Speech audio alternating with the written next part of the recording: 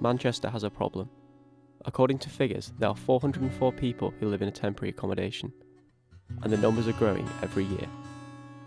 Reasons why people become homeless are different. This could be because of divorce or problems with their finances. At that moment in time, I couldn't see a future. But is there a solution to help the homeless? Can they find hope? Luckily, they can.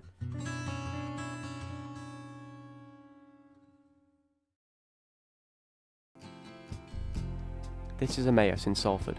Emmaus is a global movement with almost 330 communities.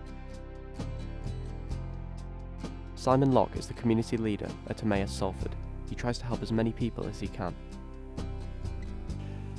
In the UK, there are 25 Emmaus communities, and we're the 25th Emmaus community to open.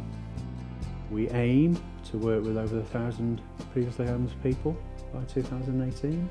I think we currently work with over 730 previously homeless people.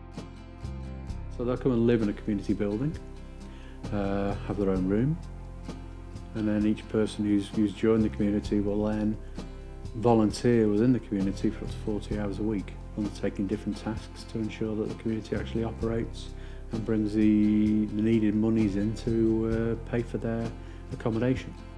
With more than 2 decades' experience working within the community, Simon sympathises with Manchester's homeless, but not everyone is so understanding.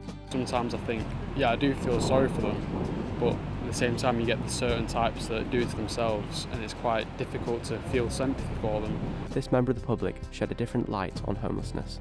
He asked to remain anonymous. When you look at them, you know for a fact that they're spending the money they get on drugs, alcohol, and they're abusing it, and they don't try and help themselves, they're just trying to make it worse themselves. If there's a certain individual that I think I don't really like the look of you, or I don't really trust about what your intentions will be with this money, then I won't give it them. That's my opinion.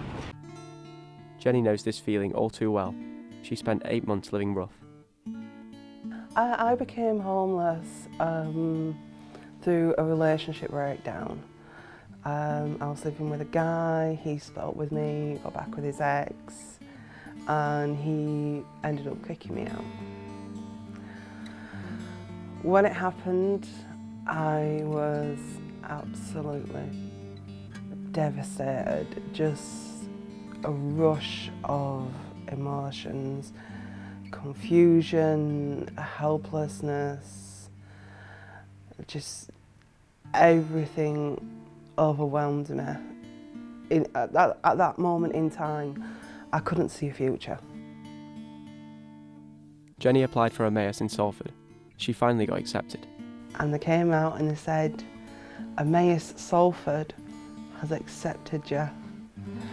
And I screamed, I literally screamed with excitement and happiness.